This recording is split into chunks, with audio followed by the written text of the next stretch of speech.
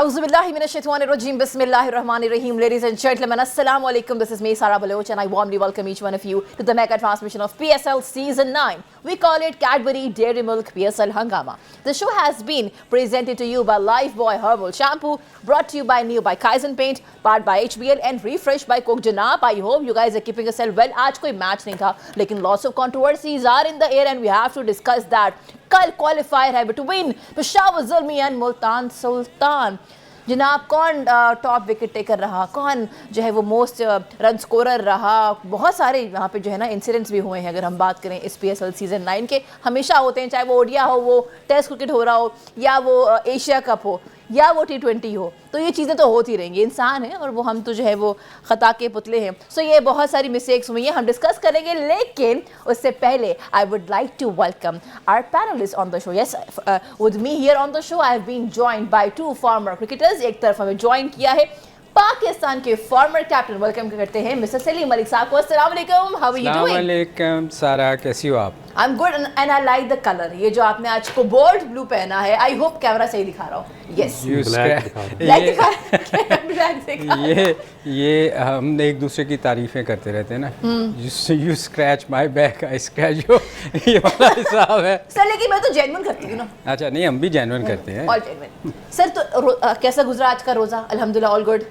रोज़े जो है ना, हमारे रोज़े सो के गुजरे. नमाज के टाइम उठो, नमाज पढ़ो और फिर लेट जाओ, क्योंकि टीवी का शो लेट हो रहा है, तो इसलिए थोड़ा होता था कि जल्दी आके प्रोग्राम करें. मगर चले, अल्लाह का शुक्र है, रोज़े अच्छे गुजरे. और हमें उनके साथ ज्वाइन किया है somebody who is very blunt. जनाब, बात करते हैं, बिल्कुल टू द पॉइंट करते हैं. बिल्कुल वो होता है ना कि आप कभी कभी डरते हैं कुछ चीज़ों से कि नहीं भाई, कुछ चीज़ों के इन्फ्लुएंस लेते हैं. But I think this farmer pacer of Pakistani cricket team, नहीं, you know, he is always sure about what he is saying. Welcome करते हैं अब्दुल रऊफ को. अस्सलाम वालेकुम, हाउ आर यू? वालेकुम सलाम, बिल्कुल ठीक. ये बताइए जो माशाल्लाह ये एक चीज़ है, हर एक में नहीं होती कि जो आप महसूस करें, अपना विजन आप बता दें, कोई इन्फ्लुएंस नहीं, कुछ नहीं, ये हमेशा से है या अब जाके हुआ है? इसमें स्ट्रगल करना पड़ता है काफ़ी. ये भी इस सवाल में भी कंट्रोवर्सी है. बाद दफ़ा आपको पूरी अपनी लाइफ स्ट्रगल करना पड़ती है, और मुझे भी मेरा ख्याल है कि 20-25 साल स्ट्रगल करना पड़ा इसमें. और जितनी मेरी क्रिकेटिंग कैरियर है, मेरा ख्याल है कि वो सब का सब इसी की नज़र हुआ है. अरे असल में क्रिकेट नॉलेज का होना बहुत ज़रूरी है ना. कुछ लोगों को होता है, कुछ लोगों को नहीं होता. मजबूरी है, आपको बात करनी पड़ती है. आप समझ रही हैं ना? समझ रही हूँ. और रऊफ, आप तो MPhil कर रहे हैं क्रिकेट में, राइट? स्पोर्ट्स में कर रहे हैं. I think he is the first one from cricket fraternity in Pakistan, if I am not wrong, जो कि स्पोर्ट्स में MPhil कर रहे हैं. तो ये तो बड़ा अच्छा है, अपने आप में एक बड़ी प्यारी बात है. रऊफ की ना, मैं हमेशा कहता हूँ कि फास्ट बॉलर के लिए ना पाकिस्तान को सबसे ज़्यादा जो ज़रूरत है ना इस वक्त, जो हमारा स्ट्रगल कर रहा है फास्ट बॉलिंग एक्शन पे, उनकी इंजरीज़ बहुत ज़्यादा होती हैं. तो चूँकि रऊफ ने स्पोर्ट्स में किया हुआ है MPhil, तो इसको पता नहीं क्यों नहीं यूज़ कर रहे. हमारा क्रिकेट बोर्ड को सीरियसली सोचना चाहिए कि रऊफ जैसे बंदों की ज़रूरत है इनको. अच्छा, वैसे आई वांट टू सर की बात तो कंटिन्यू करती हूँ. PCB में ऑफ कोर्स मोहसिन साहब is there, he is the chairman of PCB. ये जिस तरह से आप MPhil कर रहे हैं, और इसके एतबार से आप क्या मशवरा क्या देना चाहते हैं? बिकॉज एक तो आपको बहुत नॉलेज है, प्लस आपका एक तजुर्बा भी रहा है. दोनों चीज़ें हो गई ना. अब मज़ीद आप और पढ़ रहे हैं. कोई एक मशवरा, क्योंकि ऑफ कोर्स अभी उन्होंने रिसेंटली ही संभाला है सारी चीज़ें, तो एक चेंज जो आप चाहें कि आना चाहिए, एक चेंज. देखिए, चेंज मेरा ख्याल है कि ग्रास रूट कल्चर को उनको टोटली चेंज करना पड़ेगा. और जब तक आपका क्लब क्रिकेट का ढांचा स्ट्रॉन्ग नहीं होगा, आपका यूनिवर्सिटीज़, कॉलेज और जो आपका स्कूल क्रिकेट है, उसको आप फ्लॉरिश नहीं करेंगे, तो पाकिस्तान का ऊपर जो ढांचा है वो लड़खड़ाता रहेगा. तो मेरा ख्याल है कि सबसे ज़्यादा जो एम्फसाइज़ करना वाली चीज़ है, वो नीचे इनको देखना पड़ेगा. क्लब क्रिकेट और जो जितना इनका डिस्ट्रिक्ट और नीचे वाला ढांचा सिटी लेवल का, उसको रिस्ट्रक्चर करना पड़ेगा. सर, अगर ये बात मैं आपसे पूछूं, what is that one thing जो आपको लगता है कि मोहसिन साहब को he should consider that one thing? नहीं, रऊफ ने बिल्कुल ठीक बात की है. हम बहुत सारी चीज़ों में लैग करते हैं, वो चीज़ें ठीक करने वाली है. जैसे देखें ना, आज हमेशा ये कहते हैं कि कोचेज़ की सिलेक्शन ठीक नहीं होती, बहुत सारी चीज़ों की सिलेक्शन ठीक नहीं होती, और वो जो सिफारशी कल्चर है वो ख़त्म होना चाहिए. और इसीलिए हमारे प्लेयर नीचे से नहीं आते, क्योंकि ऊपर उनको चांस ही नहीं दिया जाता. तो मेरे ख्याल बहुत सारी चीज़ें हैं सारा, इस पे भी हम एक प्रोग्राम कर सकते हैं। जैसे रऊफ़ ने कहा कि नीचे से ग्रास रूट से प्लेयर आते ही नहीं हैं, क्योंकि उनको मौका ही नहीं मिलता। जैसे हम शहज़ादा फरहान की बात करते थे, हमने बहुत सारे प्रोग्रामों में उसकी बात की थी कि वो इतना उसने स्कोर किया था, उसको मौका नहीं मिला था। तो बहुत सारी चीज़ें ऐसी हैं जो मेरे ख्याल मोहसिन साहब आए हैं, वो उनको देखनी पड़ेंगी कि उनको ठीक करने की ज़रूरत है। सर वैसे बात पूछूँ ऑन लाइटर नोट, मैं नोटिस किया है कि सर को फरहान जो है ना वो शहजादा लगता है, साहिबजादा को हमेशा बोलते हैं शहजादा। तो आपको मतलब उसकी नहीं, की वजह से उसकी वो है वाकई शहजादा था। उसने जितना स्कोर किया था, देखो आप दुनिया में कहीं भी चले जाओ, आप काउंटी क्रिकेट में चले जाओ, आप काउंटी क्रिकेट में आप देखोगे कि जो बंदा फॉर्म में होता है ना, वो उसको खिला देते हैं। वो ये नहीं देखते कि अब इसको 4 साल हम वेट करेंगे। आप देखो, हमेशा नोट करो, जो इन फॉर्म बैट्समैन होता है ना, वो उसको खिलाएंगे। तो आपके भी जो डोमेस्टिक क्रिकेट है, उसमें आपको चाहिए कि आपका जो इन फॉर्म बैट्समैन है, जो हम बहुत सारे लोगों के नाम लेते हैं, आप उनको खिलाते नहीं हो। फिर वो जाके दुबई में, शारजा में खेलते हैं, या वो साउथ अफ्रीका से खेलते हैं, फिर मुख्तलिफ़ कंट्रीज़ में जाके खेलते हैं। तो फिर हम कहते हैं यार काश ये हमने हमारी तरफ से क्यों नहीं खेला। जैसे उस्मान को हम कह रहे हैं कि हमारी तरफ से खेलो। तो ये ऐसी चीज़ें क्यों होती हैं? वो उसकी रीज़न ये है कि आप उनको मौका ही नहीं देते। वो बेचारे जाके कोई अमेरिका खेल रहा है, कोई किसी मुल्क में खेल रहा है, बहुत सारे लोग हैं। तो ये चीज़ें ठीक करने वाली हैं। अच्छा, हम जनाब थोड़ा सा मैं ऐड करूँगा, क्योंकि एक आपने डिस्कशन शुरू कर दी है आपकी कि मोहसिन साहब को क्या करना चाहिए, क्योंकि नया चेयरमैन आया और काफ़ी अरसे से जो पाकिस्तान क्रिकेट बोर्ड है दरमियान में लड़की हुई है, तलवार लड़की हुई है, कभी कोई आता है कभी कोई। तो मैं भी इनके बारे में ये एक्सपेक्ट किया जा रहा था कि लॉन्ग टाइम के लिए ये आएंगे। और मेरा ख्याल है कि जिस तरह सलीम भाई ने बात की, सबसे जो बेस्ट चीज़ इनको करने वाली है वो ये है कि जो हमारा नीचे वाला स्ट्रक्चर है ना, यहाँ पर जितने भी आप फार्मर किसी भी ग्रेड को बात कर लेंगे, या प्लेयर को बात करेंगे, या कोचेज़ को बात करेंगे, वो सब पाकिस्तान टीम के साथ जुड़ना चाहते हैं, या नेशनल एकेडमी के साथ ऊपर वाले लेवल पे, क्योंकि वहाँ पर पैसा और नीचे पैसा नहीं है, इसलिए नीचे कोई काम नहीं करना चाह रहा। मगर असल ज़रूरत है पाकिस्तान क्रिकेट को नीचे वाले ग्रास रूट पे काम करने की, क्योंकि वहाँ पे हमारा प्रॉब्लम ये हो रहा है पिछले काफ़ी अरसे से, जो मैं देख रहा हूँ कम अज़ कम 1 डिकेड से, कि जो हमारी टेक्निक्स है बहुत ही रॉन्ग डेवलप हो रही हैं।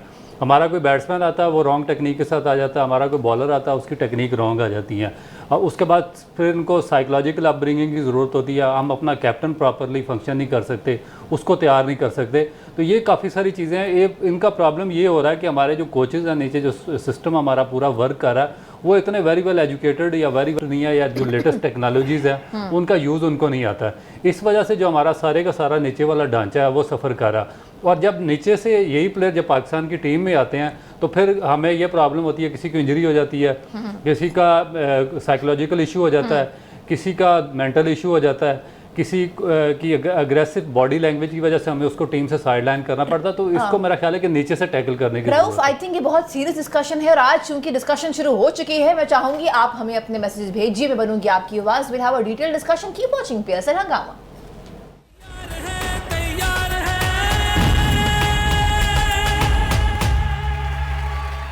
You've been watching our special transmission of PSL Season 9. It is Cadbury Dairy Milk PSL Hangama.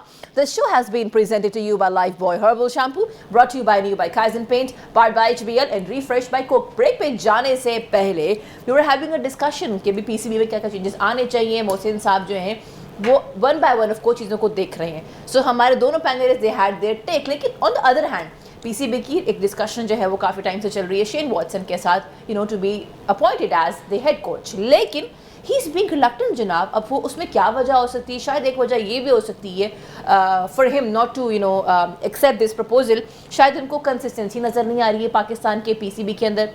जब से मैं शोज़ कर रही हूँ तब से मैं भी देख रही हूँ किस तरीके से यानी एक के बाद एक चेयरमैन आता है। एक मैच आपने हारा, 2 मैचेस आपने हारे, टूर्नामेंट आपने हारा, चाहे वो ओडिया वर्ल्ड कप है, वो एशिया कप है, वो चेंजेस आपको नजर आ रहे हैं, दुनिया देखती है वो चीज़। सो एक तो ये चीज़ हो सकती है, और दूसरा मे बी जिस तरीके से मिकी आर्थर को रिमूव किया गया, may be that has also given a negative impact. So what it is, हम पूछते हैं अब्दुल रऊफ से। अब्दुल रऊफ जी, मुझे बताइए, he is unable to accept this proposal at the moment. अभी तक बातें बीच में है, डील कोई लॉक नहीं हुई है, लेकिन what do you think, what is that one thing जो उनको रोक रही है? और ये ओवरसीज़ कोचेस को अपॉइंट करना, क्या ये एक सही मुस्बत डिसीजन है, या हमें अपने फॉर्मर क्रिकेटर्स को अपॉइंट करना चाहिए? देखिए इसमें दो चीज़ें आ जाती है कि एक तो रमर्स अभी तक कोई चीज़ फाइनलाइज हुई नहीं कि किसको अपॉइंट करना है या किसको नहीं, क्योंकि जब तक पाकिस्तान क्रिकेट बोर्ड की एक हतमी स्टेटमेंट सामने नहीं आ जाती कि हमने फलाने को अपॉइंट किया, उस वक्त तक आप कुछ नहीं कह सकते। अभी तक बातें चल रही हैं कि उसको लेके आ रहे हैं, उसको लेके आ रहे हैं, मगर जहाँ तक आपने बात की, एक आर्टिकल लिखा था उससे मिकी आर्थर ने, जब उसको सैक किया गया था। अब प्रॉब्लम दोनों जगह पे है। एक तो जो हमारे फार्मर जो क्रिकेट बोर्ड थे, जिस तरह सेठी साहब वगैरह थे, तो उन्होंने जब अपॉइंट किया था इसको मिकी आर्थर को, तो उसकी अपॉइंटमेंट का तरीका बहुत रॉन्ग था, क्योंकि वो इंग्लैंड में बैठे हुए थे और ऑनलाइन पाकिस्तान की कोचिंग कर रहे थे। इस तरीके से दुनिया में कहीं कोचिंग होती नहीं, और स्पेशली क्रिकेट में, जिसमें शायद सलीम भाई मुझसे एग्री करें कि जब आप एक दूसरे कंट्री में बैठे हों और दूसरे एक पाकिस्तान की यहाँ पे कोचिंग आप कैसे कर सकते हैं। यहाँ पे तो आपको 24 आवर्स यहाँ पे मौजूद रहना चाहिए और आपको पूरा स्ट्रक्चर समझना चाहिए, फिर आप कोचिंग कर सकते हैं। अब मिकी आर्थर साहब का सारा ब्लेम पाकिस्तान क्रिकेट बोर्ड को दे रहे हैं, जब इनको फारग किया गया ज़का अशरफ के दौर में, लेकिन वो अपनी चीज़ नहीं देख रहे। एक तो उन्होंने एशिया कप पाकिस्तान आ रहा, फिर वर्ल्ड कप आ रहा पाकिस्तान, और उसके बाद वो वहाँ पर बैठ के कोचिंग कर रहे थे और उनसे पाकिस्तान की जो क्रिकेट है उसको कोई फ़ायदा नहीं पहुँच रहा था। उसके बाद अब जब इन पाकिस्तानी कोचेज़ का क्या प्रॉब्लम है, पाकिस्तानी कोचेज़ का ये मसला है कि पिछले 20-25 साल से हमने करोड़ों रुपया लगा दिया पाकिस्तान की नेशनल अकेडमी ने कोच बनाने में। अब यहाँ पे 4 बंदों का होल्डर है और वो चारों, मेरा ख्याल है कि एक ही किसी क्लब के थे, और वो एक दूसरे को शेल्टर देते रहे, एक दूसरे को अपॉइंट करते रहे, अपने जो दोस्त थे उनको ही प्रमोट करते रहे। मैं ऐसे लोगों को जानता हूँ, अगर मैं गारंटेड कहता हूँ कि अगर मैं उनका कोचिंग टेस्ट लूँ ना, ये जितने इन्होंने कोचेज़ बनाए हैं, तो मेरे ख्याल में ये कोच लेवल 2 भी पास नहीं कर सकते, और उनसे लेवल 4 करवाया हुआ है। ना वो कोई असाइनमेंट बना सकते हैं, ना वो कोई और काम कर सकते हैं, ना उनको कोचिंग की बेसिक एजुकेशन का नॉलेज है, ना कोचिंग के रोल्स का पता है, और वो सारे के सारे उनको लेवल 4 पाकिस्तान की नेशनल अकेडमी ने करवा दिए हुए हैं। अब प्रॉब्लम ये है कि वो इस काबिल नहीं है, लेवल 4 ज़रूर कर दिया, मगर इस काबिल नहीं है कि पाकिस्तान की कोचिंग कर सकें। तो इसलिए मजबूरन पाकिस्तान क्रिकेट बोर्ड को फॉरेन कोचेज़ की तरफ देखना पड़ता है। तो ये 2 इश्यूज़ हैं जिनको सेटल डाउन करना बहुत ज़रूरी है। अच्छा, इसमें I would like to add also, आपने बहुत अच्छे से डिटेल जो है वो एक्सप्लेन किया है। हम देख रहे हैं, अभी आप देखें PSL सीजन 9 के जब वो डिस्कस कर रहे होते हैं पिच रिपोर्ट, यहाँ बैठ के हमारे जो पैनलिस्ट हैं, जो वो प्रेडिक्ट करते हैं, जो वो बताते हैं, वो बात सही साबित होती है। तो बहुत सारी चीज़ें हैं जो कि आपको नज़र आ रही हैं कि वो गलत हो रही हैं, but nobody is actually taking any decision and any action on it. Sir, I'll come to you also. जी, आप भी माशाल्लाह से पाकिस्तान के फॉर्मर कैप्टन रह चुके हैं, आपने बहुत कुछ एक्सपीरियंस कर रखा होगा, बट ये चीज़ to appoint a former coach, ये कितनी हद तक आपको एक मुल्क के हिसाब से कितनी ये आपको पॉजिटिव बात लगती है? ये मेरा ख्याल काफ़ी डिटेल से रऊफ़ ने इस पे बता दिया। मज़ीद इस पे बात करना अजीब ही लग रहा है, क्योंकि टोटली उसने पूरे 5 मिनट में आपको एक्सप्लेन किया। मेरा ख्याल कई दफ़ा कर चुका है ये एक्सप्लेन इस चीज़ को। बात ये है कि आज एक कंट्रोवर्सी हुई है, जो फ़ाइन हुआ है उसको, इफ्तिखार को। असल चीज़ वो है कि उस पर हम थोड़ा डिस्कस करें, क्योंकि कोचों का तो हो गया है, इन्होंने तो देखें अपनी मर्ज़ी से कोच लेके आने हैं, जो उनको गाइड करेगा। असल में प्रॉब्लम ये है कि हम लोगों की बातों से इम्प्रेस हो के कोच लेके आते हैं, जबकि आपके पास पाकिस्तान में बहुत सारे लोग ऐसे हैं जिन्होंने पाकिस्तान को बहुत सर्व किया है। ऑस्ट्रेलिया क्यों नहीं पाकिस्तान का कोच लेता कोई? ये तो मैं आपको यही बता रहा हूँ ना, इंग्लैंड क्यों नहीं लेता? असल चीज़ ये है कि वो इम्प्रेस नहीं है अभी तक। हम वो ग़ुलामी से बाहर नहीं निकले, वो जो गोरों वाली ग़ुलामी है ना, उससे हम अभी तक बाहर नहीं निकल पाए। देखिए आज कंट्रोवर्सी हुई है एक उसकी इफ्तिखार की और जेसन रॉय की। देखें इसमें मैं आपको बताऊं, उसको फ़ाइन किया गया है इफ्तिखार को, जो कि मेरी समझ से बाहर है कि हालांकि टीवी पे जो नज़र आया इफ्तिखार को इतना ज़्यादा उसने कुछ किया नहीं था, मगर उसको फ़ाइन फिर भी इफ्तिखार को हुआ है। ये ऐसा होना नहीं चाहिए था। मैं आपको एक छोटा सा वाक़या सुनाऊं, ये क्रिकेट में क्यों आया था मैच रेफरी। ये हम जब खेला करते थे ना, तो मुझे याद है ऑस्ट्रेलिया सबसे ज़्यादा स्लेजिंग करता था, सबसे ज़्यादा। इवन आप बैटिंग करने जाते थे ना, जो क्लोज फील्डर होते थे वो भी आपको गालियाँ निकाले होते थे। वो बंदे को इतना डिस्टर्ब करते थे कि एक टाइम पे ये आया कि रोज़ लड़ाई होती थी। आपको याद होगा इंडिया के टूर्स में अंपायर्स के साथ हर 5 मिनट के बाद लड़ाई हो रही होती थी। फिर इन्होंने कहा कि यार ये मैच रेफरी का होना बहुत ज़रूरी है, क्योंकि ये बहुत ज़्यादा होना शुरू हो गया है। क्रिकेट को जेंटलमैन क्रिकेट कहा जाता है, तो ये इसमें तो रोज़ लड़ाइयाँ हो रही हैं। उसके बाद फिर ये मैच रेफरी को लेके आए कि ताकि ये चीज़ें रुकी जाएं, मगर उसके बावजूद अभी तक देखो रऊफ़, रोज़ कोई ना कोई कंट्रोवर्सी होती है। और मेरा ख्याल है जो मुझे नज़र आया है आज के इफ्तिहार की जो फ़ाइन हुआ है, मुझे लगता है वो शायद वहाँ एक्सप्लेन सही नहीं कर सका मैच रेफरी के सामने। जेसन रॉय ने एक्सप्लेन किया है, हालांकि जो ग्राउंड में नज़र आया, मुझे नहीं पता रियलिटी क्या है, हो ऑब्वियसली उन्होंने वीडियोस वगैरह देखी होंगी ज़रूर हो, मगर मेरा ख्याल है कि वो एक्सप्लेन सही नहीं कर पाया, क्योंकि ग्राउंड में नज़र नहीं आया कि इतना कि, बल्कि बैट तो वो लेके भागा था उसकी तरफ। सर हाँ, आपकी बात सही है। इनफैक्ट मैं कल बाकी फॉर्मर क्रिकेटर्स को देख रही थी कि how they were criticising not Iftikhar but Jason Roy, कि जेसन रॉय हर टूर्नामेंट में गुस्से में नजर आते हैं। और कल भी वो जिस तरीके से अपने अपना बैट फेंक रहे थे, अपना हेलमेट फेंक रहे थे। सो ये सर की बात बिल्कुल सही है कि on the other hand it was the Jason Roy, लेकिन ऑफ कोर्स जिस तरीके से रिजल्ट सामने आया, जो वीडियो सामने आई जो कि हमने नहीं देखी, I would ask my team अगर हमारे पास वो वीडियो है एटलीस्ट हम देख के उससे बात तो कर सकें। कीप वॉचिंग PSL हंगामा, वापस आएंगे इसे कंटिन्यू करेंगे।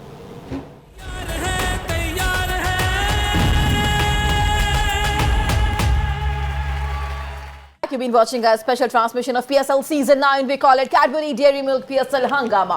The show has been presented to you by Lifebuoy Herbal Shampoo, brought to you by New by Kaizen Paint, powered by HBL and refreshed by Coke. Thank you ji, I've been getting a lot of your messages, शामिल करेंगे थोड़ी ही देर में, लेकिन इस पर discussion हो रही है किस तरीके से पास में भी इन रिसेंट इंसिडेंट्स हो जाते हैं और फिर कैसे क्रिकेटर्स उसको सॉर्ट आउट करते हैं, उनके बोर्ड कैसे उसको सॉर्ट आउट करते हैं। लेकिन इस वक्त जो बात हो रही है वो हो रही है, आई स्टिल रिमेंबर 1987 में जब पाकिस्तान में फैसलाबाद में इंग्लैंड और पाकिस्तान की टेस्ट सीरीज़ हो रही थी, तब एक वाक़या हुआ था।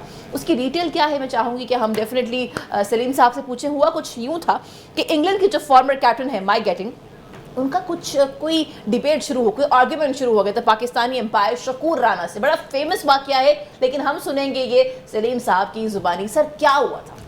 आपने देखा था वो सर? नहीं, बट मेरे अब्बा, everybody, I always heard it. और आज आई थिंक एक अपॉर्चुनिटी है कि मैं आपकी जुबानी सुनूं और आपसे हम सब सुने। इनफैक्ट आप बहुत छोटी होंगी उस वक्त। सर 1987 में, तब हम दुनिया में भी नहीं आए।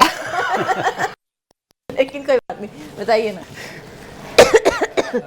देखिए, ये मैच था हमारा फैसलाबाद में, और मुझे याद है मैं बैटिंग कर रहा था उस वक्त और माइक गैटिंग स्लिप में खड़े थे और बॉलिंग कर रहा था। ऑफ स्पिनर था हेमिंग, जॉन एम्ब्री नहीं, दूसरा था एक, वो पुराना एक ऑफ स्पिनर था, उसने बॉलिंग कर रहा था। तो वो हुआ ये कि उसने बॉल की ना, मुझे ऑफ स्पिन बॉल की, तो मैंने शॉट खेला तो वो बीच में गिरा। फील्डर पीछे होता है, तो वो पीछे से ना हाथ हिला रहे थे, तो मैंने देखा कि मेरा कुदरतन वो फील्डर ऊपर खड़ा था, वो पीछे खड़ा हुआ था। तो मैंने कहा ये फील्डर कैसे पीछे चला गया, ये तो बड़ा अजीब सी बात हुई है। मैं लकी था कि मैं बच गया, बीच में बॉल गिर गई, मैं तो समझा आउट हो गया। मैंने जाके सामने शकूर राना अंपायरिंग कर रहे थे, तो मैंने उनको जाके कहा जी ये फील्डर हिला रहे हैं, पीछे से ये मूव कर देते हैं, तो ये तो बड़ी गलत बात है, तो ये नोट कीजिएगा। उन्होंने कहा ठीक है। उसने बॉल करने के लिए आया, मैं फिर सामने आया ना, तो उसने पीछे से, अगर आप वीडियो अगर पुरानी देखो ना, आपने याद होएगा, वो उसको फील्डर को पीछे कर रहा था यूँ इशारे से। तो शकूर राना ने मैच रोक दिया और उन्होंने उसको कहा कि तुमने चीट किया है, बस इस पे लड़ाई शुरू हो गई। अब माइक गैटिंग ने क्या किया कि टीम बाहर लेके चले गए। कोई आधा घंटा दो घंटे मैच रुका रहा, टीम बाहर लेके चले गए, ग्राउंड से बाहर चली गई टीम।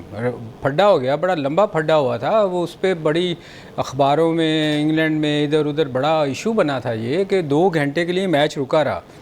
फिर बड़ी मुश्किल से सुलह सफाई हुई और मैच शुरू करवाया गया। मगर ये चीज़ें जो है ना, वो उसने किया तो गलत था कि माइक गैटिंग, अगर आप देखें ना, आप बैट्समैन को तो यही पता है कि ये फील्डर इधर खड़ा है, और जब आप हिट, ऑब्वियसली आपको जब शॉर्ट पिच बॉल मिलेगी तो आप ऊंची हिट मारेंगे कि यार ऊपर से जाए, तो जब फील्डर पीछे होएगा तो आप आउट हो गए।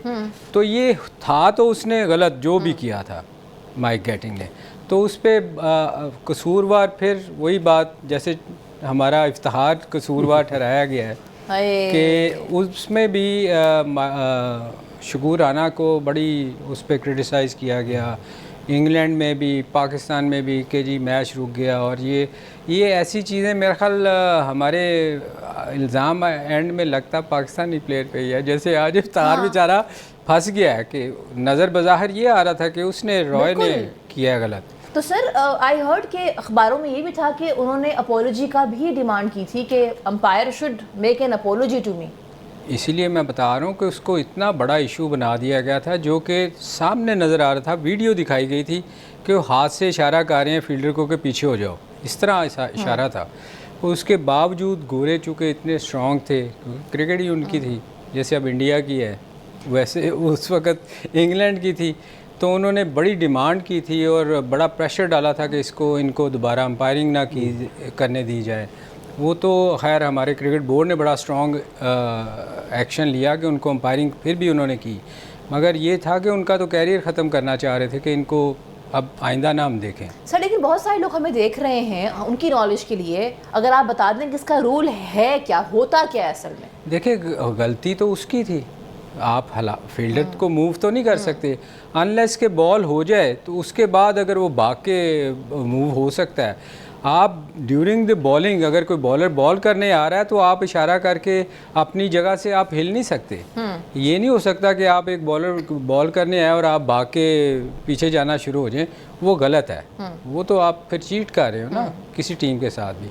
तो एक्चुअली उन्होंने किया तो गलत था कि वो बॉल होने से पहले जब बॉलर करने आ रहा है और वो पीछे भाग रहे हैं, तो मेरा ख्याल है वो बैटिंग की बहुत बड़ी गलती थी। बट हमेशा ये हिस्ट्री में भी हो चुका है कि जो ओवरसीज़ प्लेयर होते हैं वो बच जाते हैं, और जो पाकिस्तानी प्लेयर्स हैं, चाहे प्लेयर्स हों या वो अंपायर हों, वो जो है ना वो बस मंजिल आम पे कोई डिस्कशन होती है तो फिर उनकी होती है। टाइम है हमारे पास, because I have another question. हमें काफ़ी लोग अच्छा ब्रेक पे जाना है, मेरी सॉरी आप अपना मैसेज भेजें, क्योंकि मैं नहीं चाहती कि आप लोगों के जो मैसेजेस हैं वो हमारे शो पे इग्नोर किए जाएं। You guys are very important, keep sending your messages on Sara Baloch official which is my Instagram. You can send us messages on 24 news as well. हम आते हैं ब्रेक के बाद और आपकी करते हैं मैसेजेस शामिल। You've been watching a special transmission of PSL Season 9. We call it Cadbury Dairy Milk PSL Hangama. The show has been presented to you by Lifebuoy Herbal Shampoo, brought to you by Neo by Kaizen Paint, powered by HBL and Refresh by Coke. जनाब एक news है जो कि हमने देखी press conference के तवज्जुद से। Babar Azam while he was talking to the press conference, उन्होंने एक चीज़ बड़ी लाउड एंड क्लियर कही है कि देखिए जी, ये जो न्यूजीलैंड में हम जो भी खेल के आए हैं, इनफैक्ट हार के ही आए हैं, तो मेरा वन डाउन आना it was not my decision, लेकिन ऑफ कोर्स मुल्क के लिए खेलना होता है। तो जो भी आपका कैप्टन कहता है, जो भी टीम कॉम्बिनेशंस होते हैं, हम उसको सुनते हैं और हम उसको एग्जीक्यूट करते हैं। गेम हमारी अच्छी होनी चाहिए, दैट्स आवर फोकस। लेकिन he has made it very clear कि I was not comfortable doing it. और अगेन उनकी चाहत है कि वो जब T20 वर्ल्ड कप आएगा, उससे पहले भी जो न्यूजीलैंड सीरीज यहाँ पे आएगी, उनकी चाहत है कि ओपनिंग पेयर में वो हों, और साथ में रिजवान की भी चाहत है कि ओपनिंग पेयर में ये दोनों होने चाहिए। I will come to you, what do you think? एक तरफ ये बात हो रही है जो बड़ी लाउड एंड क्लियर बाबर ने कही है, और दूसरी जानिब सर लोग बात कर रहे हैं, कमेंटेटर्स बात कर रहे थे कि साइम और बाबर जो है वो अपनी टीम को जितवा रहे हैं किस तरीके से, इन दोनों के कॉम्बिनेशन की वजह से, इनकी पार्टनरशिप की वजह से पेशावर ज़ल्मी ने बाउंस बैक की है। सो अब मैं चाहूँगी कि आप दोनों इसमें टेक दें, बिकॉज ओपनिंग पेयर क्या होगा, सबकी नज़रें हैं इस पर। देखिए, बात अगर बाबर आजम की है तो मेरा ख्याल है कि हम बाबर आजम को बिल्कुल बेटे ही देंगे, क्योंकि एक ऐसा प्लेयर जिससे 25,000 प्रोफेशनल रन्स किए हों, तो आप उसको कैसे उसको इग्नोर किया जा सकता है। दूसरी जानिब अगर मिस्टेक है तो पाकिस्तान क्रिकेट बोर्ड की है, क्योंकि अब हमारे पास कोई ऐसा बंदा है नहीं कि जिससे हम पूछ सकें कि इसको क्यों आपने नीचे लाए थे एक ओपनिंग पोजीशन पे, क्योंकि 51 टाइम्स बाबर आजम और मोहम्मद रिजवान पाकिस्तान के लिए ओपन कर चुके थे, और ना सिर्फ पाकिस्तान की मोस्ट सक्सेसफुल जोड़ी बल्कि ऑल ओवर द वर्ल्ड इस वक्त जो टी शॉर्ट फार्मेट था उसमें सबसे सक्सेसफुल प्लेयर यही था। तो आपने उन दोनों को कॉन्फिडेंस में नहीं लिया। एक तरफ बाबर आजम इंटरव्यू देकर कह रहा है कि मुझसे नहीं पूछा गया और मैं नंबर ओपन पे खेलना चाह रहा था और मुझे ज़बरदस्ती नंबर 3 पे किया गया। तो इसमें अब मुझे बताएं कि किससे पूछे? मोहम्मद हफीज़ से पूछे, वो तो उसको निकाल दिया गया। जो वो कोचिंग स्टाफ साथ लेकर गया था उसको भी निकाल दिया गया। मोहम्मद हफीज़ को किसने अपॉइंट किया था? ज़का अशरफ से पूछें, वो भी चला गया अब घर। मसलन ये है कि आप यहाँ पर सवाल किसी से नहीं पूछ सकता। उसके बाद जो रिजवान है, जो उसका सेकंड पेयर है, उसी जिसका हवाला दे रहा बाबर आजम न्यूजीलैंड और पाकिस्तान की ये T20 सीरीज़ का, उसके 4 मैचेस में रिजवान ने साइम अयूब के साथ ओपन की। चौथा मैच जब पाकिस्तान आ रहा तो उसके बाद रिजवान ने क्राइस्टचर्च पे प्रेस कॉन्फ्रेंस की। उसमें रिजवान ने कहा जी कि मैं साइम अयूब के साथ कंफर्टेबल नहीं हूँ, मैं बाबर आजम के साथ कंफर्टेबल था, अगर मुझे बाबर आजम के साथ ही मौका मिलता तो रिज़ल्ट बहुत बेहतर होते। इसका मतलब है कि जो इनडिसेंट है या जो डिफरेंस ऑफ ओपिनियन है वो रिजवान ने वहाँ पर ही शो कर दिया था during the series.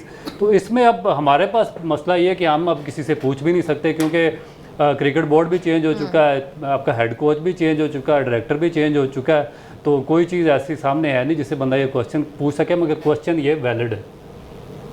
Sir what would you add on it? एक और मैं इसमें एक और चीज़ ऐड करना चाहूँगी। कुछ फॉर्मर क्रिकेटर्स का ये भी कहना है, एक तो ये आपका जाविया है कि ओपनिंग पेयर उनका होना चाहिए, लेकिन कुछ ऐसे हैं हमारे क्रिकेटर जो कहते हैं कि देखिए अगर साइम आके खेलता है मोहम्मद रिजवान के साथ या कोई और खेलता है और अगर 1 डाउन में बाबर आते हैं तो एक ना डेप्थ मिल जाएगी, बिकॉज हमारा मिडिल ऑर्डर जो है ना वो स्ट्रगल करता है, तो शायद वो एक अच्छा बाबर सेट करके दे दे उनको। So what is your take on this? वैसे ये कौन से क्रिकेटर हैं जो कह रहे हैं? सर जलालुद्दीन साहब। If I just mention it, I'm sorry, क्या? देखें बात ये है कि जितना बड़ा बाबर आजम प्लेयर है ना, ये अगर वो ये कह रहा है ना कि मेरी मर्ज़ी से मुझे ओपन नहीं करवाई गई, तो ये मैं समझता हूँ गलत है। वो जितना बड़ा उसका नाम है, पाकिस्तान टीम उसके बगैर ग्राउंड से बाहर नहीं आ सकती, और उसको अपनी बात अगर वो ये नहीं मनवा सकता तो फिर वो बाकी चीज़ें कैसे मनवाएगा? देखें वो पाकिस्तान का वाहद प्लेयर है जो कंसिस्टेंट स्कोर कर रहा है, तो उसकी वेटेजेस बहुत ज़्यादा है। उसको अगर कोई चीज़ मनवानी है, या रिजवान अगर प्रेस कॉन्फ्रेंस कर सकता है, जो कि नहीं कर सकता था प्रेस कॉन्फ्रेंस, क्योंकि ये कोड ऑफ कंडक्ट में है कि आप प्रेस कॉन्फ्रेंस नहीं कर सकते, आप किसी चीज़ की बात क्रिकेट की लीक नहीं कर सकते। अगर उसने की है तो फिर क्रिकेट बोर्ड ने क्यों नहीं एक्शन लिया? सबसे पहले तो क्रिकेट बोर्ड कसूरवार है कि एक बंदा कर ही नहीं सकता प्रेस कॉन्फ्रेंस अपने क्रिकेट के बारे में, कि हमारी स्पेशली टीम के बारे में, कि जी मुझे इस नंबर पे नहीं भिजवाया गया। ये आप टीम मीटिंग में तो कर सकते हैं, प्रेस कॉन्फ्रेंस में नहीं कर सकते आप। सबसे पहले तो वहाँ पकड़ना चाहिए था। दूसरी बात, बाबर आजम या रिजवान अगर वो चाहें कि हमने ओपन करनी है, तो मेरा नहीं ख्याल कि उसको आपका चेयरमैन भी रोक सकता है, क्योंकि वो आपके 2 वाहद प्लेयर हैं जो सबसे स्ट्रॉन्ग है इस वक्त टीम में, उसके बगैर टीम बनती नहीं। अगर वो रिफ्यूज़ कर दे, मैं नहीं खेलता, मैं अनफिट हो जाएँ, तो क्या होगा? बात यह है कि यहाँ थी लागतबाजी।